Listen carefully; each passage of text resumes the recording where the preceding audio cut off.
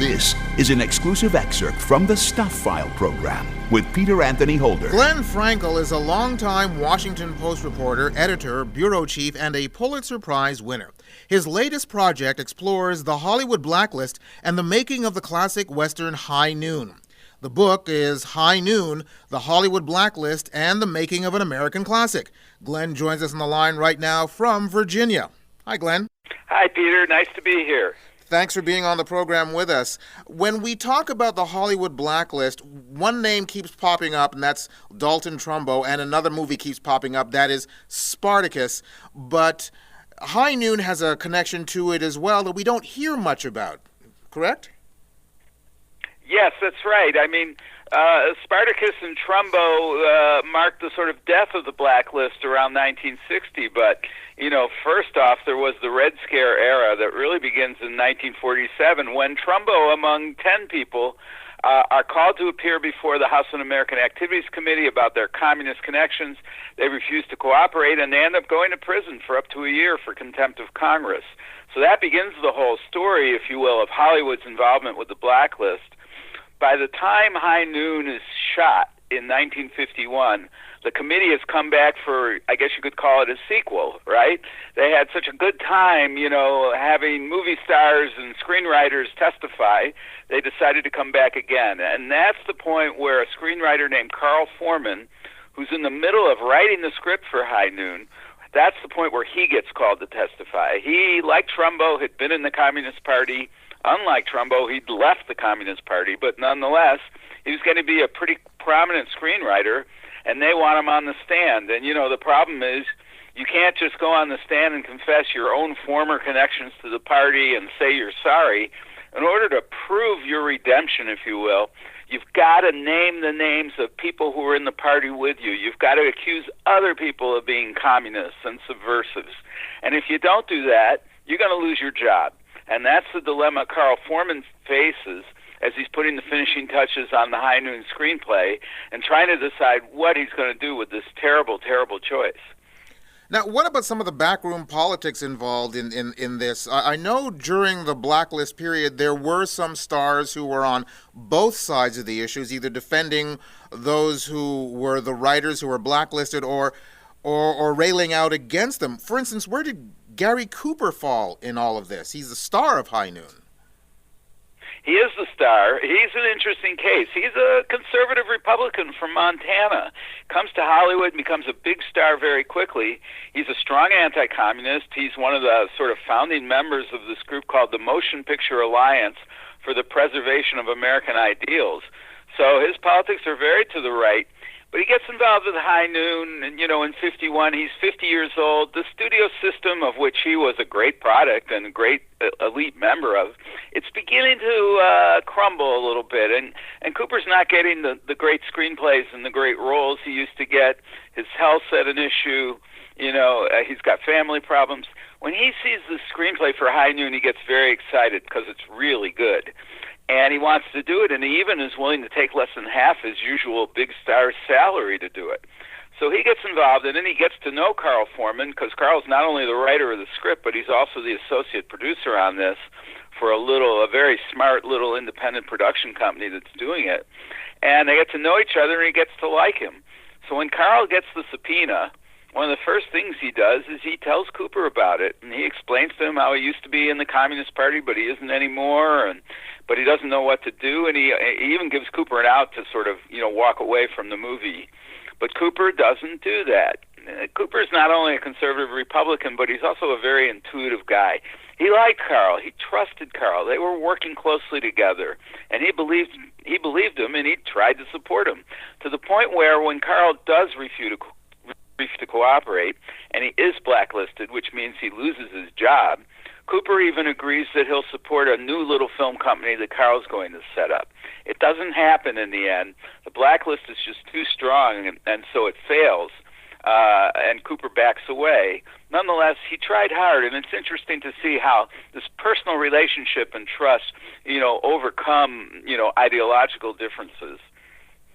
In addition to those who may have had communist leanings or those who even just tinkered with the idea of it, there were other people who were caught up in this this dragnet, if you were.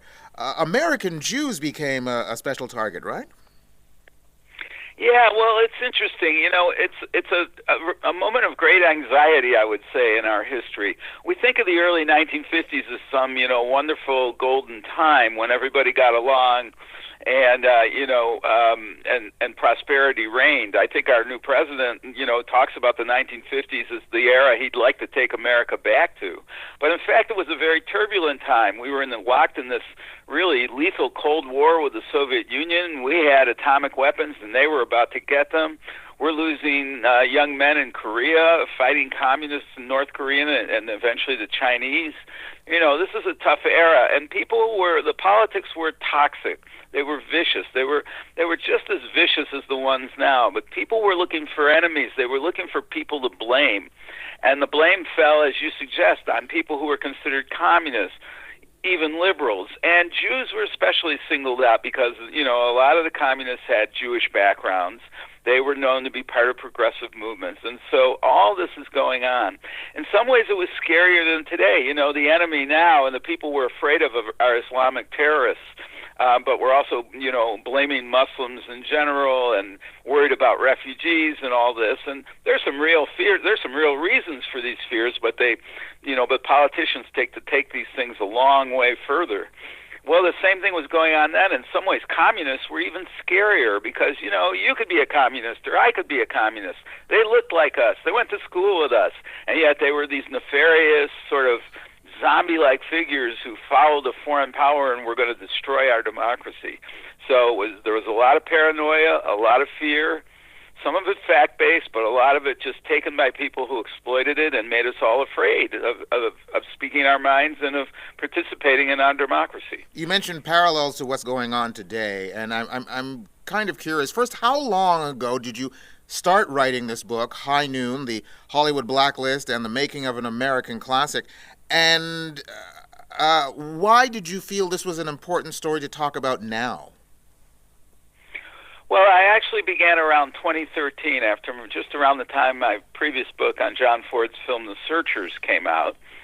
And I heard the story of High Noon. I got fascinated by it. It was the time of the Tea Party, I would say, and I saw some similarities right away because the Tea Party was, I think, basically a bunch of people who felt disenfranchised and disaffected and felt they were losing their country to other forces, to usurpers. Again, they were blaming Muslims. They were blaming people in the government. They had a lot of targets for this.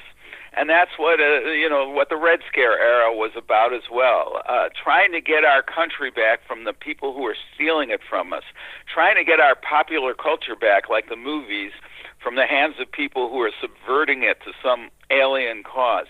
So I found the sort of mood music of that time, of 2013 and of the Red Scare era, to sound familiar, and I worked on, off of that.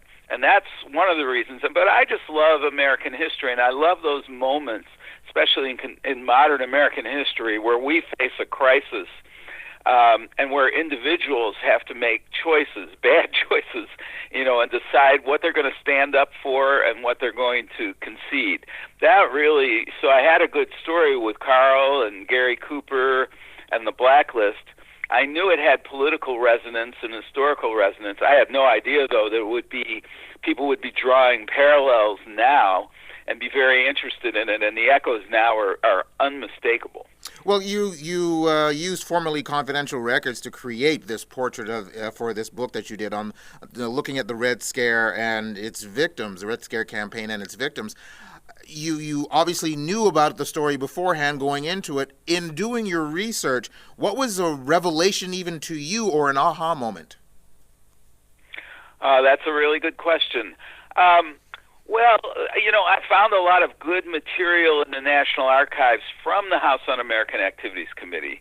The great books about the Hollywood Blacklist were written in the early 1980s, but 50 years after the hearings were over, just about all the papers were made public. It was interesting to see, for example, how one character, a guy named Martin Berkeley, who was a screenwriter and former communist who took the opposite position from Carl Foreman. He was the champion name-namer, 170, 180 people altogether. There were these secret closed-door hearings where I could see the way Martin manipulated the committee to get them to do what he wanted and to, egg them on. He was very clever at it. He succeeded. He made himself sort of the king of the anti-communists when it came to denouncing folks. That was psychologically very revealing, of both of him and of the people on the committee. But there's lots of good stuff in those hearings, in those closed-door hearings. And also I found out some good stuff in Hollywood, including Carl Foreman had produced a bunch of interviews for a memoir he was going to write. He never wrote it. He died young. But those interviews were available, and they really took me inside his reasoning and his desperation when the time comes and he has to decide what to do. It's a fascinating story indeed. The book is called High Noon, The Hollywood Blacklist and the Making of an American Classic. Glenn, I thank you very, very much for taking the time to be on the program with us. It's been a pleasure to have a chance to talk to you. Well, it's been great to talk to you, Peter. Thanks a lot.